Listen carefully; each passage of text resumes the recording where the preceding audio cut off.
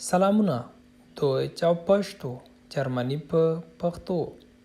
Über das Restaurant, د رستورانت په باره کې. Der Gast, میلمه. Bestellen, Order یا امر. Platz nehmen, ځای غوره کول یا دکان ته چې تلل کېناستل.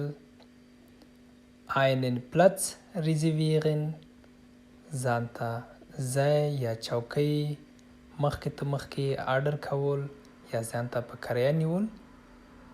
Der Kellner, Garçon یا خدمتګار.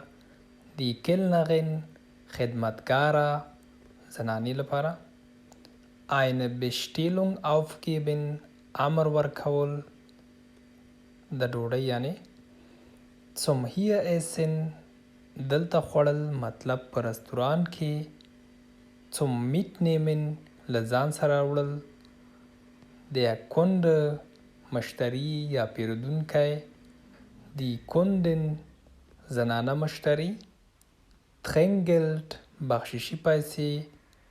Die Rechnung, رسید. Quittung هم رسید او یا بیل ته وایي.